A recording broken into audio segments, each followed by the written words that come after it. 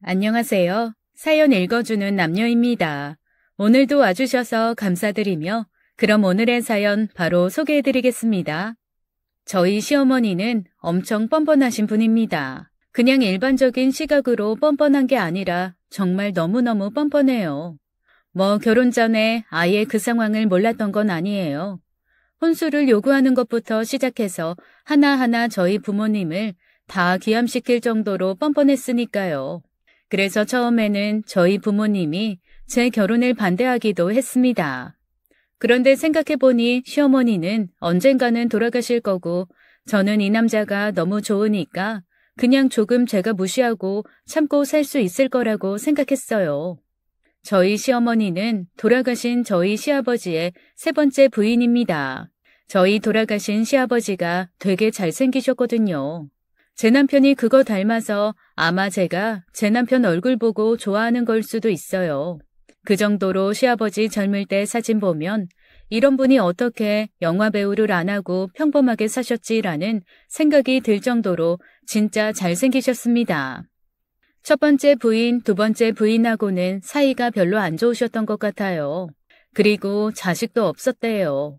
세 번째 부인인 저희 어머니와의 사이에서 남편 그리고 남편의 여동생, 즉 시누이죠. 그렇게 남매를 낳으셨다고 합니다. 시누이가 10살 때인가 시아버지가 돌아가시고 시어머니는 그때부터 남매를 키우면서 혼자 사셨대요. 그런데 보통 이러면 예상되는 얘기가 있잖아요.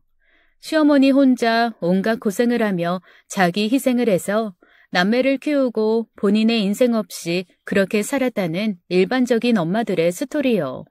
그런데 저희 시어머니는 그 모든 편견을 깨신 분이었습니다.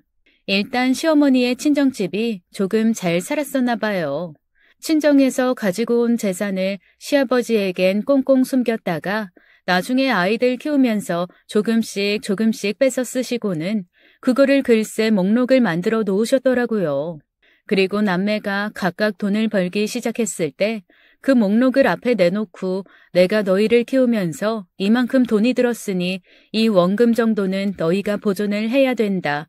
그러니 앞으로 월급 받으면 절반은 날 다오라고 말씀을 하셨다는 거예요. 그런데 그게 어디 요즘 젊은 애들한테 먹히나요?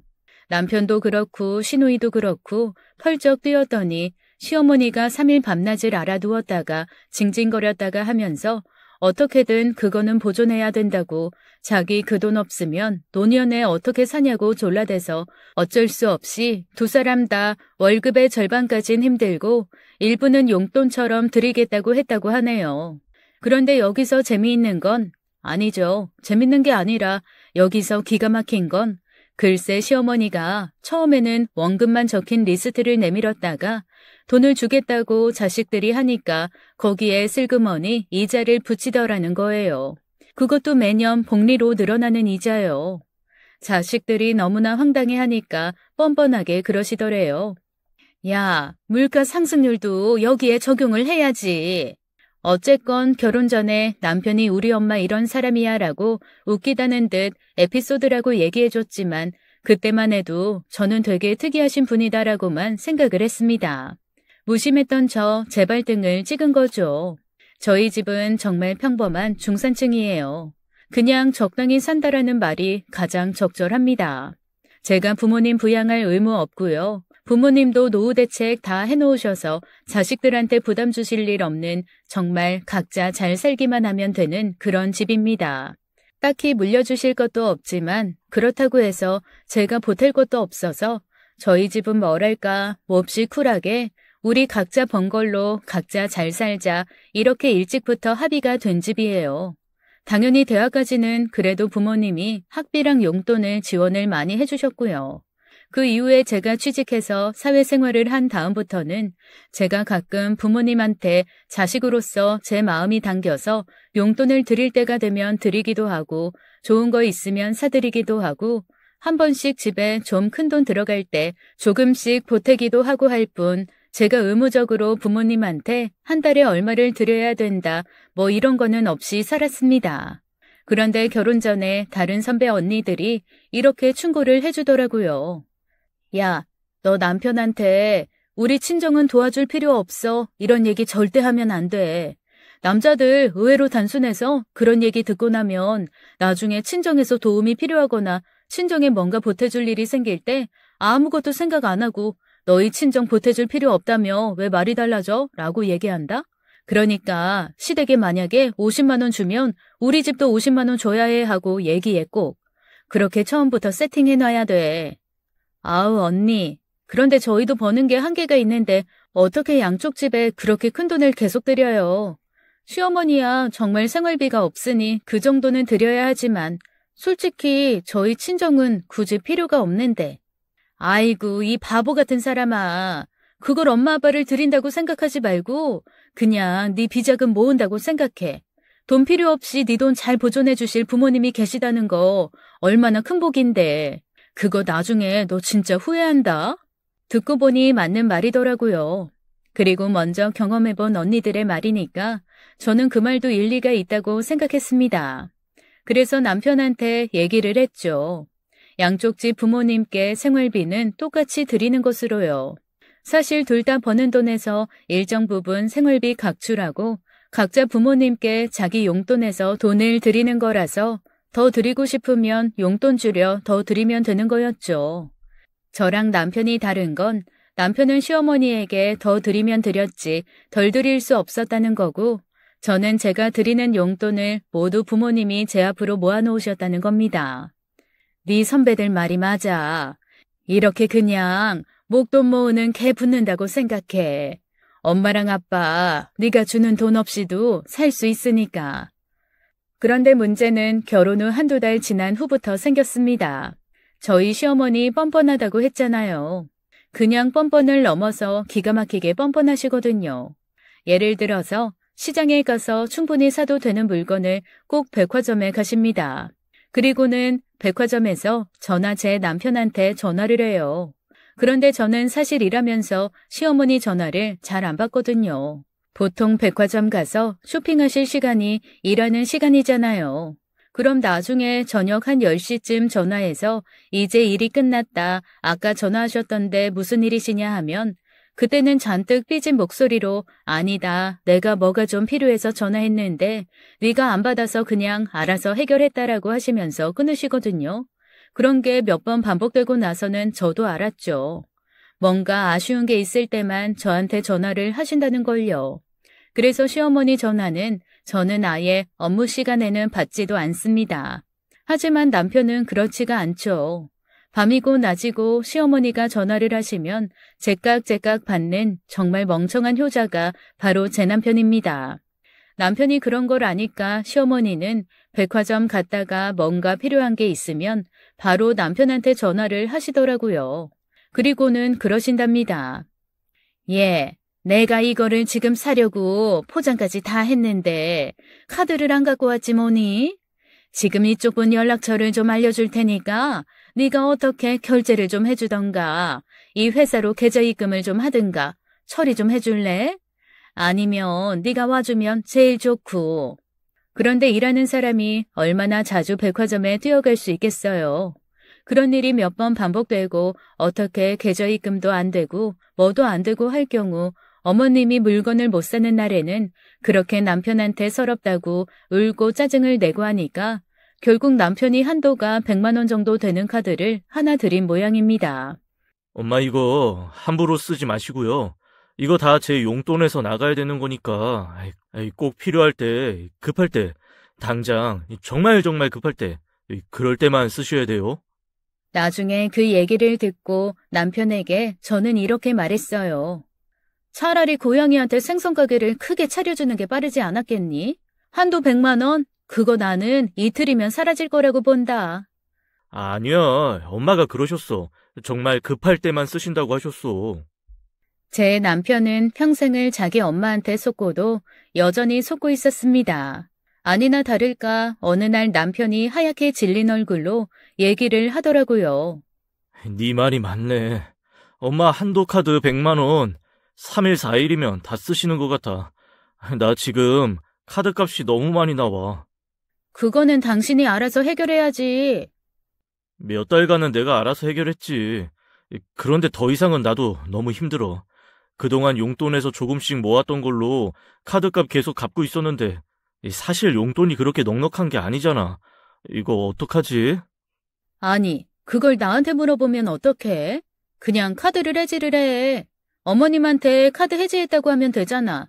아니, 매달 생활비 드리는데 그렇게 카드까지 드리고 그러면 지금 어머니한테 한 달에 100만 원이 훨씬 넘게 나간다는 건데 그거를 다 쓰신다는 게 말이 돼? 물론 우리도 더 많이 벌고 더 부자면 잘해드리면 좋지. 그런데 우리도 앞으로 미래 생각해야 되고 정말 솔직히 까놓고 말해서 우리는 우리처럼 지원해줄 자식도 없잖아.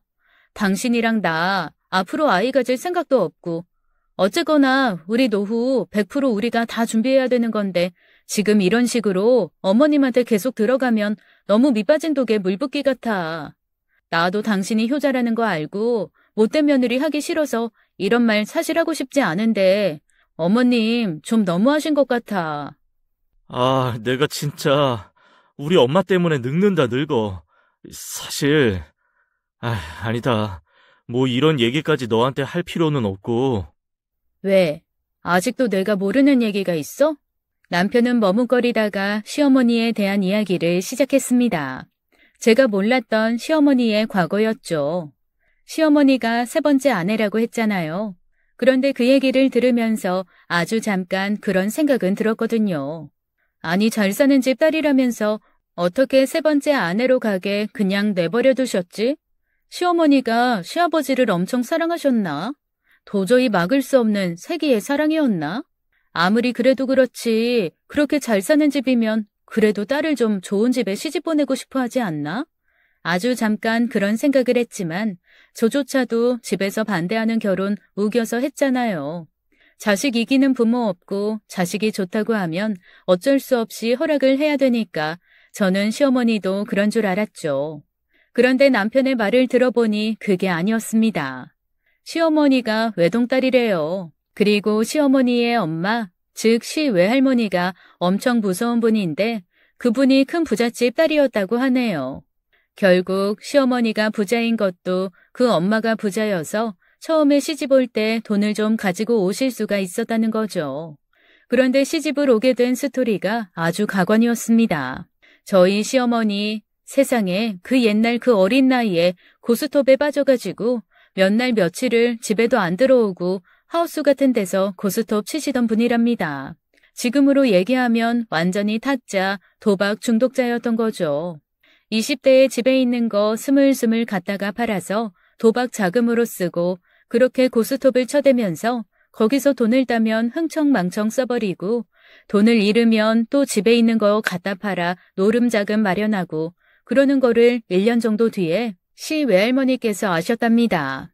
당연히 시어머니의 엄마는 그런 딸을 가만두지 않으셨겠죠.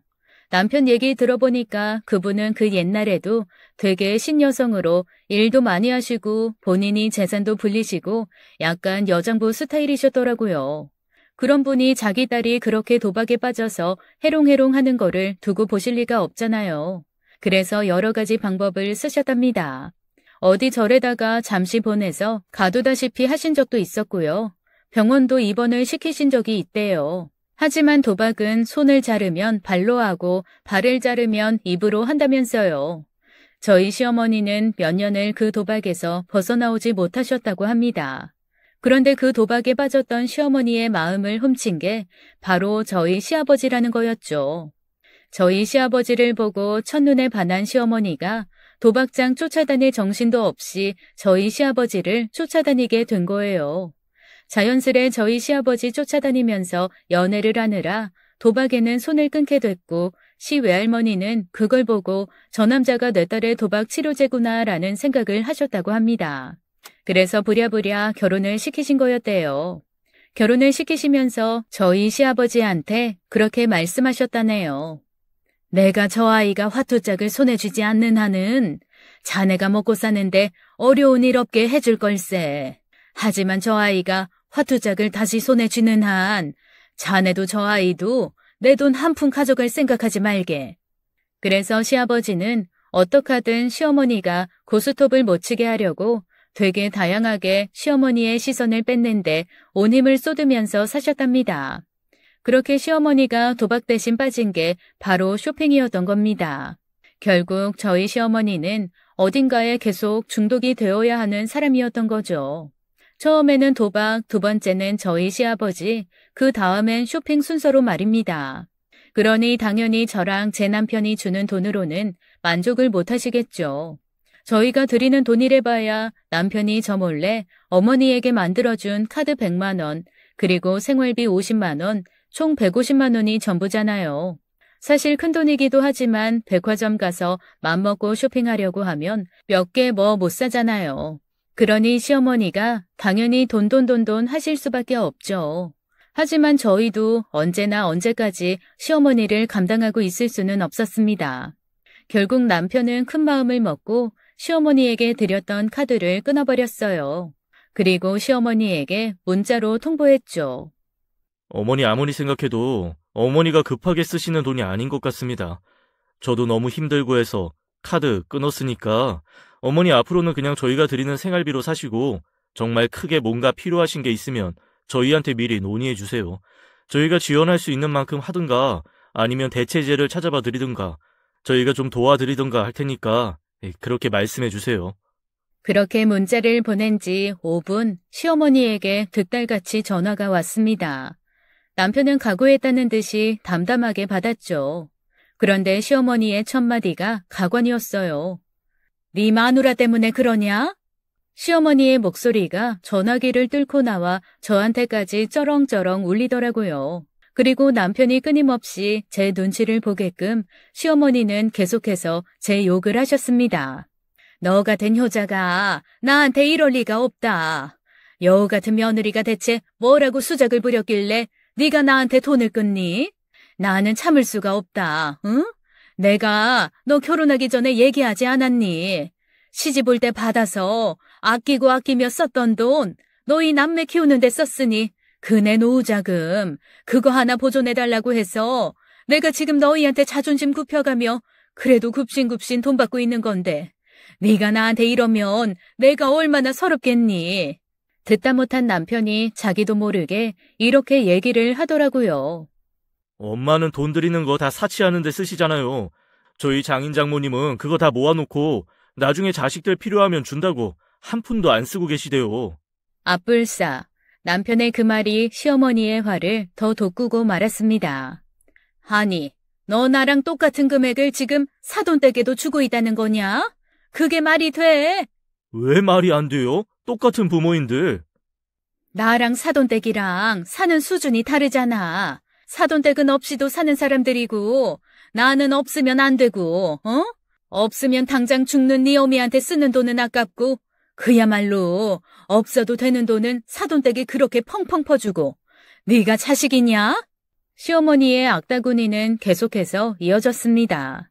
그제야 남편은 자기가 말실수했다는 걸 알았지만 뭐 엎질러진 물이었죠. 뭐 시어머니의 한탄은 계속됐고 남편의 얼굴은 하얗게 질려갔습니다. 결국 보다 못한 제가 남편에게 손을 내밀었고 그냥 전화를 절 바꿔달라고 했죠. 남편은 처음에는 고개를 저으면서 거절하더라고요. 하긴 뭐 제가 들을 말이 뻔하잖아요. 며느리 잘못 들어와서 이 지경이 났다. 내 아들을 며느리가 뭐 꼬셔서 이렇게 됐다. 서럽다. 뭐 그런 얘기 하실 거 뻔하니까요. 그런데 저는 그래도 남편보다는 제가 말하는 게 조금 더 잘 먹힐 거라고 생각했습니다. 왜냐하면 남편은 그래도 좀 편한 자식이니까 막말하실 수 있고 며느리는 조금이라도 눈치를 보실 거라는 저의 막연한 이상한 기대가 있었던 거죠. 하지만 저희 시어머니 역시나 뻔뻔하게 제 모든 기대를 벗어나시는 분이었습니다. 제가 전화를 받아서 어머님이라는 첫마디를 하자마자 저희 어머님이 그러시더라고요.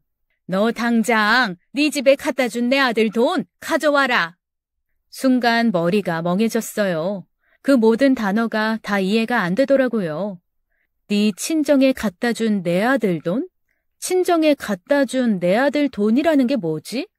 한 번에 이해가 되질 않아 다시 되물었습니다. 어머니, 네 집에 갖다 준 아들 돈이라는 게 무슨 말씀이세요? 방금 나한테 그랬잖니. 친정에도 나랑 똑같은 돈 갖다 준다며. 그거 다 내 아들 돈 아니냐. 내 아들 돈을 왜 너희 집에 갖다 주냐? 그러니까 그거 다 가져와라.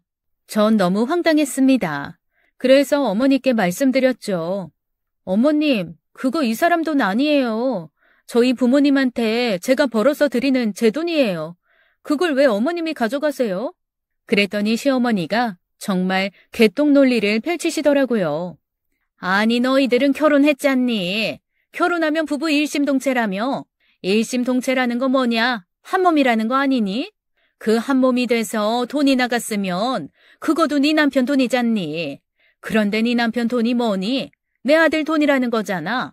내 아들 돈이 왜 너희 집안에 가야 되니? 그거 당장 내놔. 도저히 말이 통하지 않는 상황이었습니다. 남편이 저한테 그런 표시를 보내더라고요. 왜 목에서 손을 이렇게 착착 긋는 표시 있잖아요. 그냥 끊어라 끊어라 하는 얘기였죠.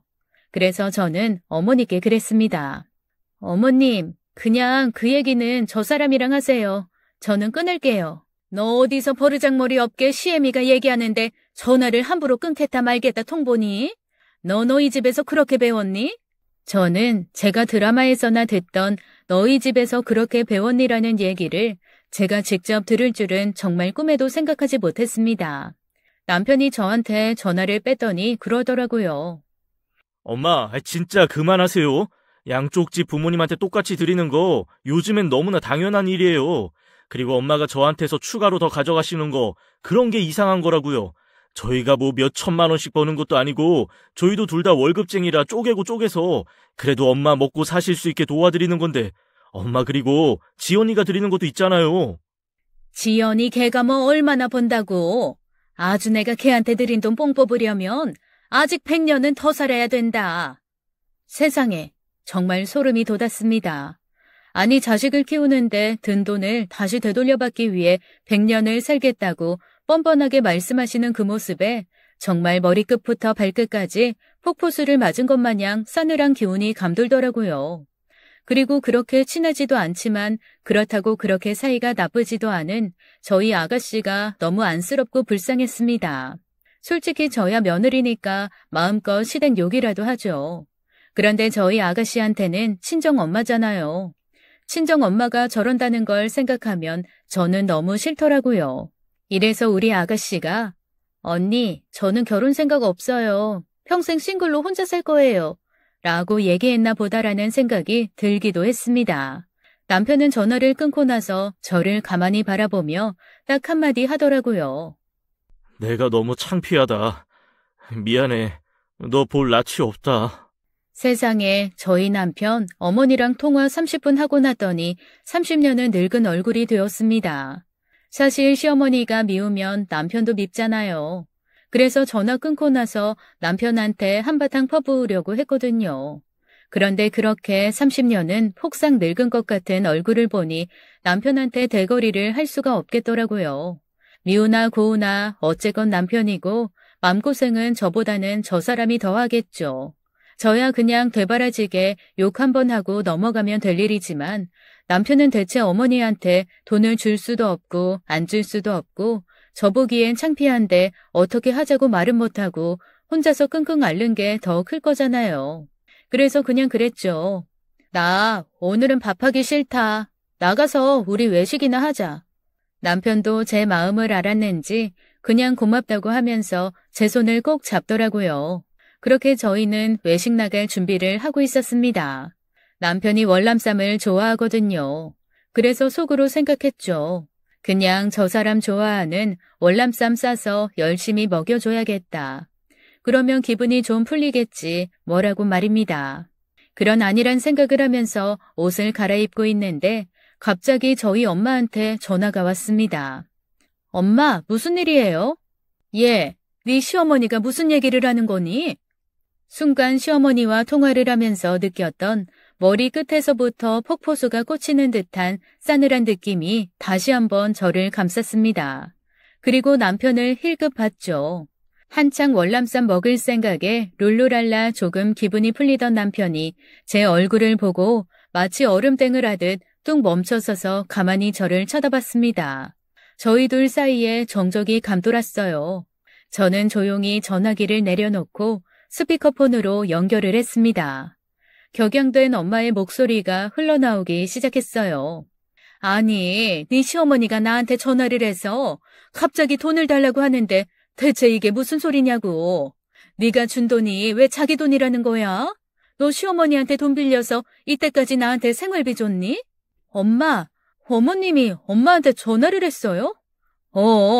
다짜고짜 돈 내놓으라고 소리를 지르는데 아니 내가 무슨 말인지 몰라서 일단 너희한테 확인해보고 연락한다고 그랬더니 너희 시어머니가 나한테 막 소리를 지르더라.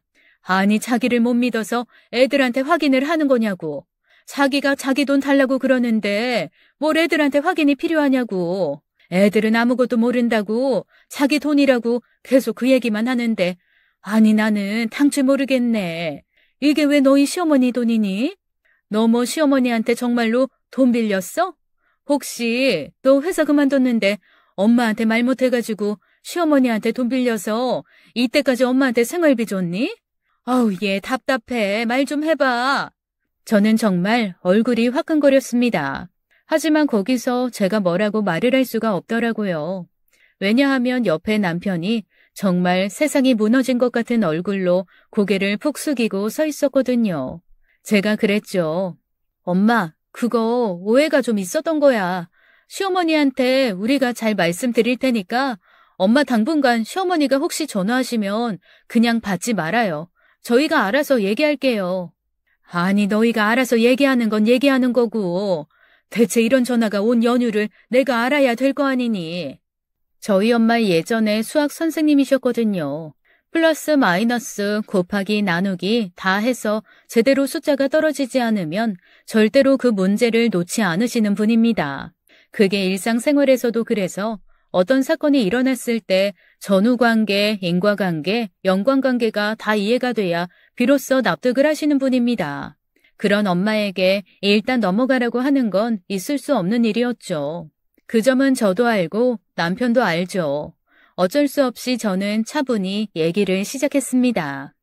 그게 아니고 시어머니한테 이때까지 생활비를 드렸었는데 그거 외에 조금 더 돈이 필요하다고 하셔서 이 사람이 카드를 하나 만들어 드렸었나 봐. 그런데 그 카드를 이 사람도 이제 감당하기 힘드니까 그만 쓰시라고 했더니 시어머니가 좀 서운하셔서 이때까지 내가 너 키우는데 든 돈이 얼만데 네가 나한테 이러냐 뭐 이런 말씀 하시다가 그냥 엄마 홧김에 그러신 거야. 그러자 엄마가 너무나 당황스러운 소리를 하시더군요. 홧김에 그런 게 아니던데. 아니, 나한테 사진으로 무슨 내역서를 보냈어. 근데 그 내역서에 몰라 이상해. 그 내역서 일단 너희가 좀 봐봐. 나 일단 끊는다. 엄마 얘기에 남편이 얼굴이 하얘지더라고요. 그리고 곧 엄마에게 소위 내역서라고 하는 사진이 도착했습니다. 손으로 마구마구 휘갈겨 쓴 내역서는 다른 게 없었습니다. 그냥 이때까지 저희가 준 돈은 하나도 없이 시어머니가 진짜 가뭄에 콩나듯 저희한테 뭐 하나씩 해주신 게 있었거든요. 예를 들어 저희랑 외부에서 만났을 때 율무차 같은 걸 사주신 적이 있어요. 700원이었나 800원이었나 그 식당 앞에 리어카에서 타주는 차 있잖아요. 1,000원이 좀 안 됐던 것 같은데 어쨌건 그런 내역에서부터 온갖 항목이 세세하게 적혀 있는 거예요. 그리고 이때까지 결혼 후에 남편이 시댁에 갔을 때 시댁에서 먹고 온 음식의 비용, 남편한테 시어머니가 투자했다고 생각하는 비용, 그런 것들이 마구마구 적혀 있는 겁니다. 아니 이거는 너무 짜치잖아요. 이렇게 자기가 쓴 돈이 있으니 그 돈 내놔라라는 건데 상식적으로 이건 정말 아니잖아요. 끝까지 이해를 한다고 쳐도 그 내역서를 남편한테 보내는 게 맞지 저희 집에 보내는 건 자기 얼굴에 침 뱉는 거 아닌가요? 그렇게 따지면 부모가 자식한테 하는 모든 행동이 다 돈으로 환산되어야 한다는 건데 정말 소름 끼치고 어이없었습니다. 그리고 엄마가 그 내역서라는 것을 보고 대체 어떻게 생각하셨을지 제가 다 머리가 지끈거리더라고요. 남편은 어떻겠어요. 그래도 착한 사람이라 자기 엄마 때문에 창피한 거 꾹꾹 참고 장인 장모한테 나름 최선 다해 잘하려고 하는 사람인데 세상에 이건 장모 앞에 빨가벗겨진 채 흔들춤 추는 것보다 더 창피한 상황인 거잖아요. 남자로서도 남편으로서도 너무 자존심이 무너진 것 같아 제가 다 눈치가 보였습니다. 나 진짜 우리 엄마 창피해서 못 살겠다. 미안한데 너 뭐 그냥 뭐라도 시켜 먹어. 나는 좀 누워야겠다. 남편은 그렇게 안으로 들어가서 누워버렸습니다. 그리고 저는 엄마한테 다시 전화를 했죠. 엄마, 시어머니 진짜 이상하신 것 같아. 내가 사실 아까 전에 옆에 저 사람이 있어서 말은 못했는데 우리 시어머니 이거 완전히 습관이야, 습관. 그러면서 저는 엄마에게 남편이 해줬던 시어머니의 도박 습관, 그리고 쇼핑 중독 이런 거에 대해서 쭉 말씀을 드렸습니다. 엄마가 가슴을 탁탁 치시더라고요. 어쩐지 내가 상견례장에서 봤을 때부터 기분이 쎄했다. 그런 기분은 그냥 두는 게 아닌데 대체 너 어떻게 살 거니? 너 그거 속 터져서 어떻게 살려고 그래? 내가 못 살아, 진짜. 예, 안 되겠다. 너 앞으로 나한테 꼬박꼬박 용돈 2배로 넣어. 무슨 일이 생길지 모르겠네, 진짜. 어쨌건 네가 버는 돈은 내가 다 관리를 하든 숨겨놓든 해야지. 안 그러면 너희 시어머니 어느 날 와서 너희 집 살림 싹 틀어먹고 가게 생겼어. 아이고 속상해. 아이고 속 터져. 엄마는 땅이 꺼져라 한숨을 100만 번쯤 쉬시고 전화를 끊었습니다. 저도 너무 당황스럽고 머리가 아파서 어쩔 수 없이 다음날 휴가를 냈어요. 제가 이 기분으로 회사를 가서 대체 일을 잘할 수 있을지나 모르겠고 어차피 금요일이었으니까 금토일 조금 쉬고 나면 조금 나아지지 않을까 하는 생각이었죠. 남편은 꾸역꾸역 회사를 가더라고요. 그런데 회사 나가면서 이렇게 얘기를 했습니다. 저기, 내가 정말 미안한데 할 말은 아니지만 자기 회사 안 나가더라도 일단 집에는 있지 마. 우리 엄마 또 갑자기 불쑥 집으로 찾아와서 쿵쿵거리고 그럴 수 있어. 비밀번호를 아시는 것도 아니긴 하지만 나도 이제 예측이 안 되니까 내가 뭐라고 말을 못하겠다. 안 그래도 친정 가 있을 거야. 자기도 이따가 거기로 와. 거기서 우리 같이 엄마 밥이나 먹고 오자. 내가 무슨 낯짝으로 장모님을 보냐. 해주신 밥은 어떻게 먹고. 그냥 자기나 맛있게 먹고 와. 무슨 소리야. 우리 엄마 그런 사람 아닌 거 알잖아. 당신 좋아하는 간장게장 엄마가 해놨다고 했어. 그러니까 와서 게장 먹어. 내가 정말 장모님한테 내가 어떻게 해드려야 될지 모르겠다. 진짜 미안하다. 남편은 지은 죄도 없이 그렇게 대역 죄인이 돼서 고개를 푹 숙이고 회사로 갔습니다. 처진 어깨를 보는데 또 왜 그렇게 짠합니까? 진짜 시어머니가 너무너무 원망스럽더라고요. 저도 모르게 혼잣말로 욕이 다 튀어나왔습니다. 정말 노인네, 정말 온갖 꼴보기 싫은 짓은 다 하네 진짜. 아휴.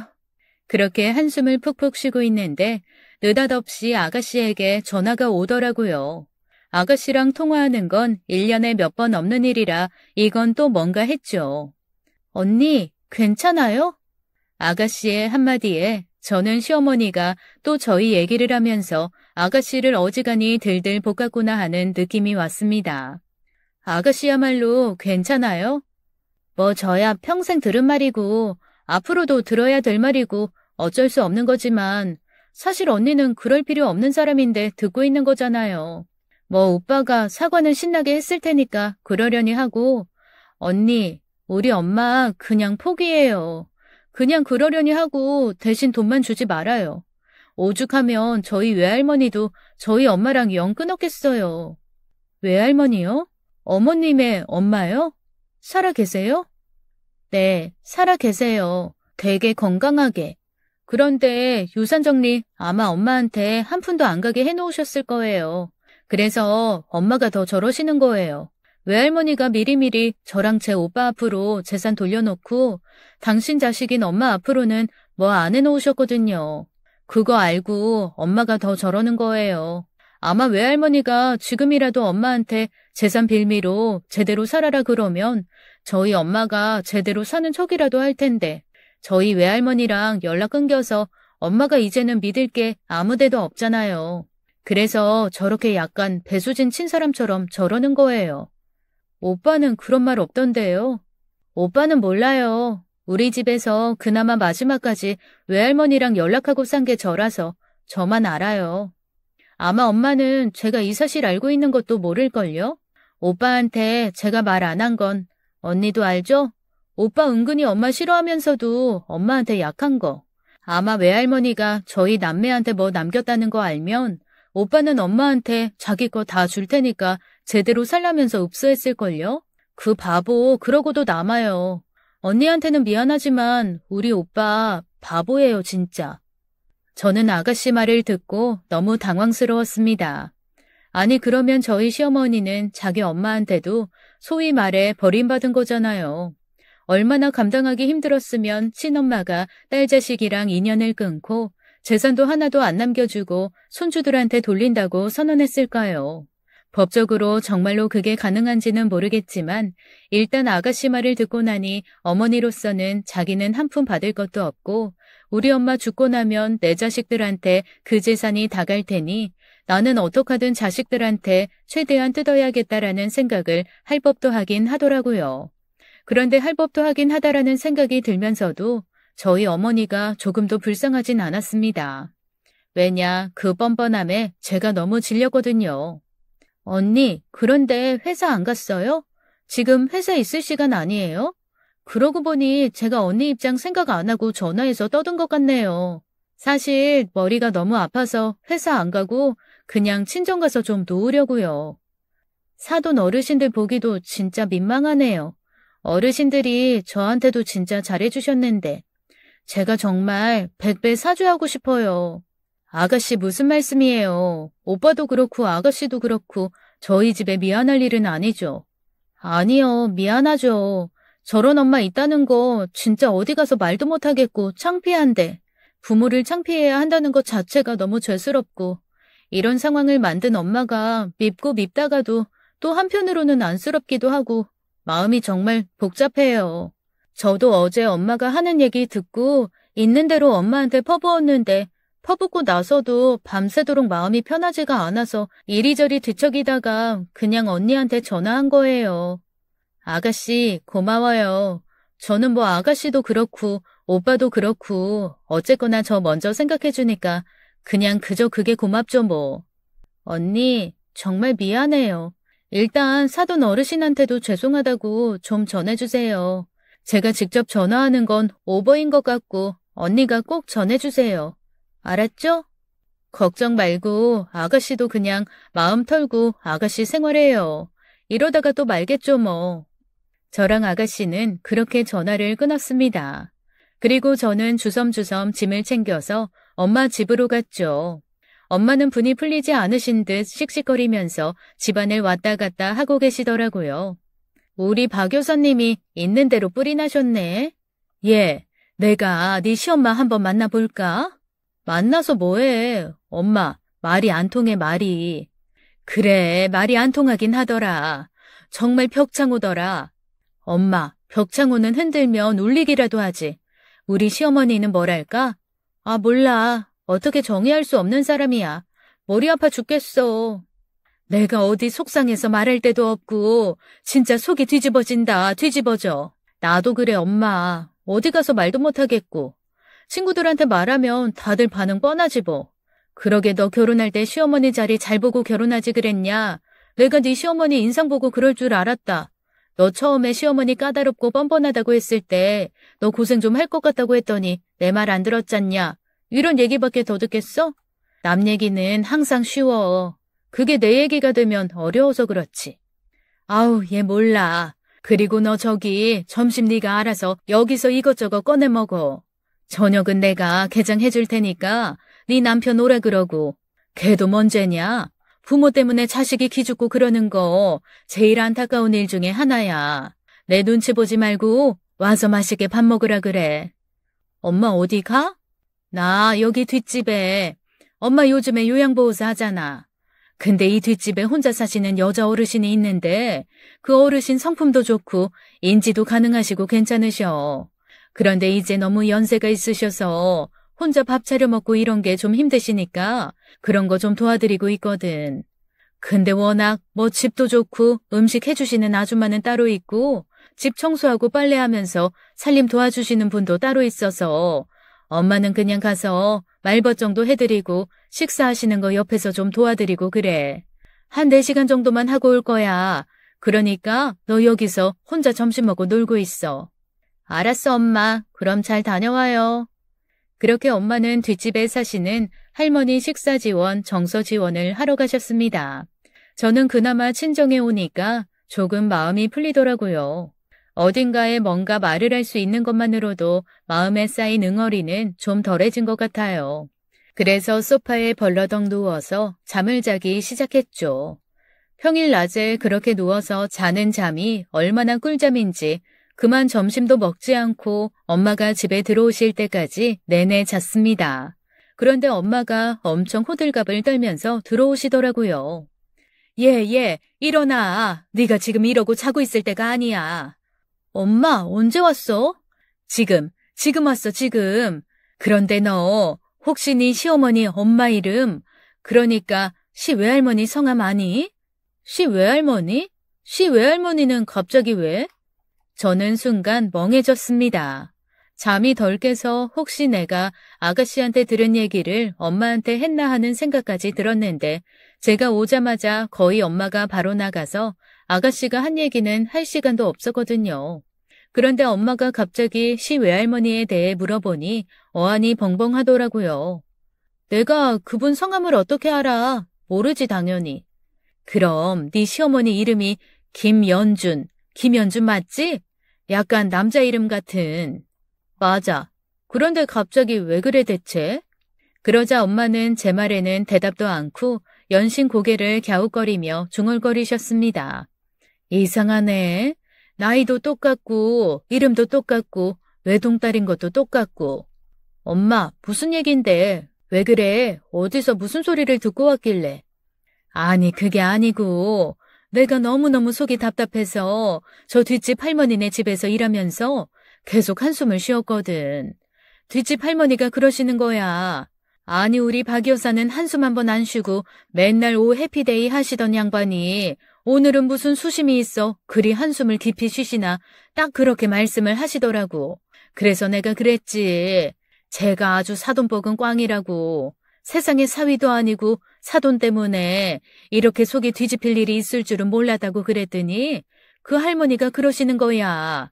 그렇게 속이 답답할 땐 임금님귀는 당나귀귀 하는 마음으로 누군가한테 뭔가 와르르 쏟아내는 것만으로도 일단 마음이 좀 해소가 된대. 나는 늘 심심한 노인네니까 그냥 나한테 얘기를 해라라고 하시는 거지. 그래서 내가 듣고 보니 일리가 있고 뭐 다른데 말날 일도 없고 어차피 내가 이때까지 살았던 거 다 알고 너 어떻게 사는지도 그냥 나한테 얼추 들어서 아시는 분이니까 얘기할 만하겠다 싶었거든. 그래서 얘기를 했지. 그런데 내 말을 들으면서 점점 그 할머니 표정이 안 좋아지시는 거야. 그러면서 나한테 계속 물어보시더라고. 정말로 그 사돈집 친정에서 도박 때문에 그 남자랑 결혼을 시켰냐? 3번째 아내로 가는 거를 허락을 한 거냐 그래서 나는 처음에는 이분도 황당하시구나 싶은 마음에 아 그랬대요 하면서 막 네가 해준 얘기를 그대로 다 전했지. 내 마지막에 그 할머니가 혹시 당신 사돈 이름이 김연준이요? 라고 묻는 거야. 내가 순간 사돈 이름이 뭐였지? 라고 생각을 하는데 이름이 맞는 것 같아. 그래서 예 그런 것 같습니다만 제가 갑자기 물어보셔서 조금 헷갈리기는 한데 그 이름 맞아요 라고 했더니 그분이 갑자기 한숨을 푹 쉬시면서 눈을 지그시 감으시더라고. 그러더니 나한테 그러시는 거야. 오늘은 지금 가봐야 된다고. 자기 그냥 혼자 좀 있고 싶다고. 그래서 내가 어르신 왜 그러세요? 아는 분이세요? 하고 걱정돼서 물어봤지. 그랬더니 그분이 나한테 세상에 숨도 안 쉬고 얘기를 쏟아내던 엄마가 순간 말을 멈추고 머뭇거렸습니다. 왜 엄마? 무슨 일인데? 왜 뒷말을 못해?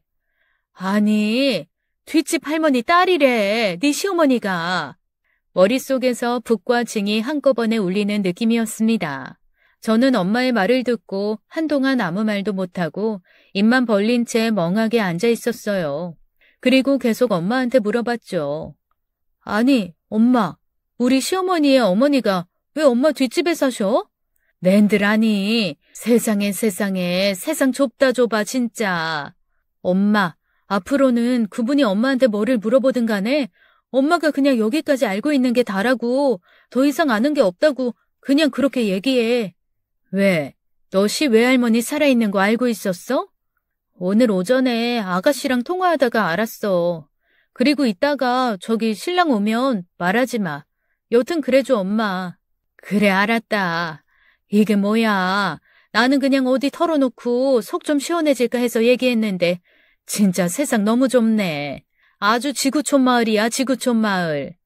저는 그날 남편이 와서 저희 엄마에게 미안하다고 100번 1000번 얘기하며 슬금슬금 게장을 먹는 걸 보면서도 밥 한 술을 먹지 못했습니다.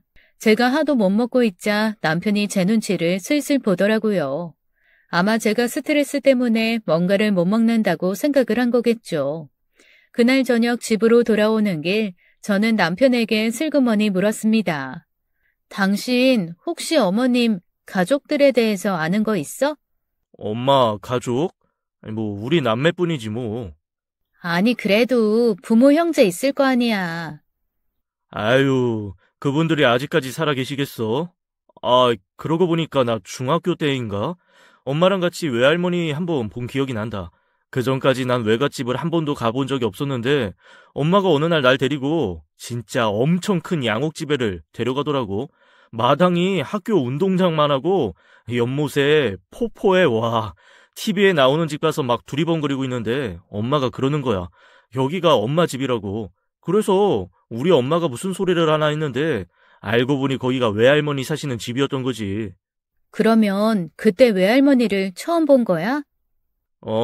어린 마음에도 외할머니가 무지 무서운 분인 것 같다는 생각을 했어. 아니, 엄마가 꼼짝을 못 하더라고.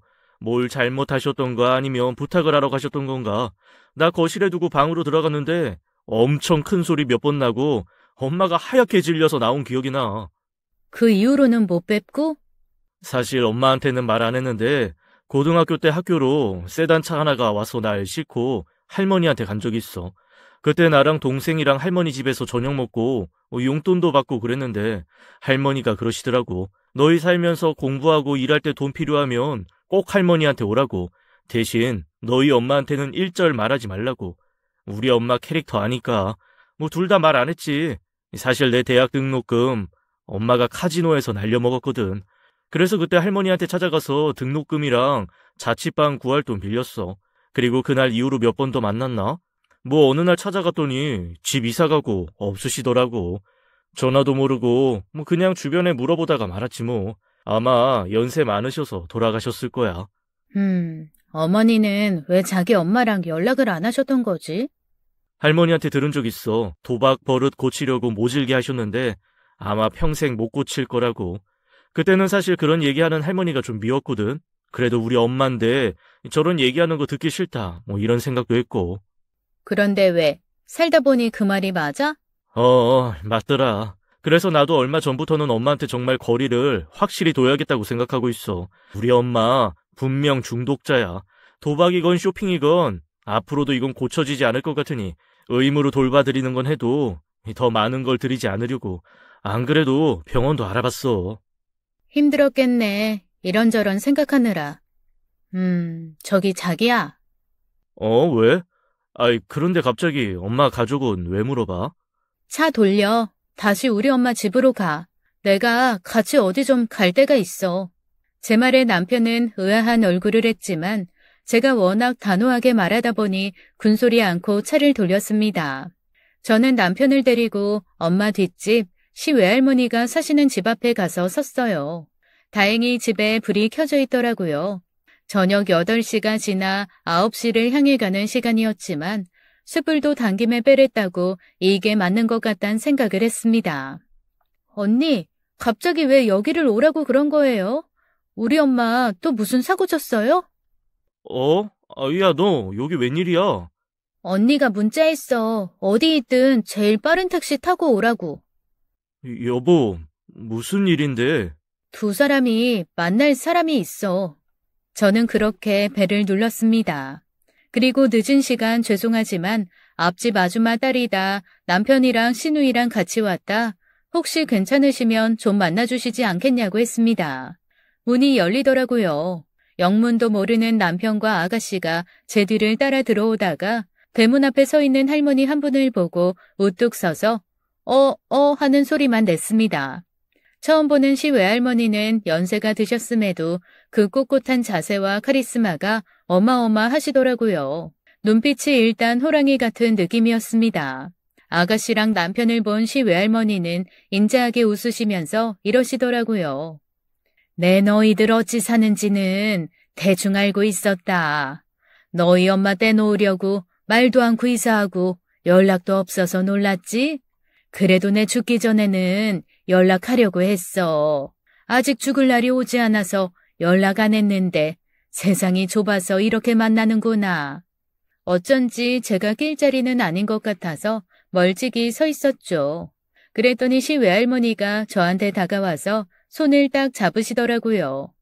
내 딸년 때문에 고생이 많지? 내가 나중에 다 보상할 테니 조금만 참아. 아닙니다. 그래도 손주들은 만나셔야 할 것 같아서 제가 이렇게 실내 무릅쓰고 늦은 밤에 찾아뵈었어요. 아니야, 아주 강단 있어. 좋아. 원래 일은 이렇게 하는 거야. 추진력 있게 돌파하면서. 앉아. 내가 안 그래도 하루 종일 생각한 게 좀 있어. 외할머니의 카리스마는 어마어마했습니다. 저희 셋을 앉혀놓고 딱 한마디 하시더라고요. 내일 너희 엄마 데리고 와. 내가 죽기 전에 네 엄마 하나는 단돌이 하고 가야겠다. 그리고 너희 둘은 딱 하나씩 필요한 거 나한테 받고 싶은 거 생각해서 오고. 그렇게 짧은 시간 시 외할머니를 만나고 나오는 길 남편과 아가씨는 제게 자초지종을 듣고 고개를 설레설레 저었습니다. 그리고 다음 날 시어머니는 남편이 모시러 가자 혹시 자기한테 사과하면서 쇼핑이라도 시켜주려나 싶어 잔뜩 상기된 얼굴이 되어 나타나시더군요. 그런데 그 자리에 저랑 아가씨가 있고 남편이 모시고 간 곳이 저희 친정 근처라는 걸 알고는 바로 얼굴이 구겨지셨습니다. 아니 내가 왜 여길 와? 왜? 직접 돈 받으라고? 시어머니 말에 남편은 가타부타 대답 없이 시 외할머니의 집으로 어머니를 모시고 갔어요. 저랑 아가씨도 뒤를 따랐죠. 영문도 모르고 따라 들어간 시어머니는 자기 엄마를 보고 기절하듯 놀라더군요. 그리고 무슨 독수리 앞에 병아리처럼 납작 엎드리는데 와, 사람이 저렇게까지 태도가 달라질 수 있구나 싶으면서 어이가 다 없었습니다. 내가 그동안 네가 해먹고 산 거 모를 줄 알았니? 그래서 나도 너한테 청구하려고 불렀다. 네가 나한테서 가져간 돈, 도박 뒤치다거리 하느라 쓰게 한 돈, 그거 다 내놔라. 여기 상세명세서 있고 법적으로 도움 줄 변호사들도 있다. 이건 받아들여서 3개월 안에 싹 돈 갚든가 아니면 다시는 내 손자들한테 돈 달라 뭐 해달라 하지 않고 딱 너 지금 살고 있는 집 그거 모기지로 내서 죽는 날까지 살겠다고 계약 썼어.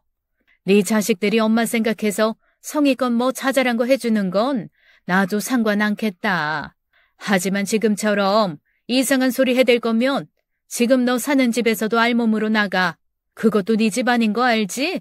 그날 어머니는 결국 시 외할머니가 시키시는 대로 다시는 남편과 아가씨에게 돈 요구 않겠다는 약속을 하고 계약서도 썼습니다.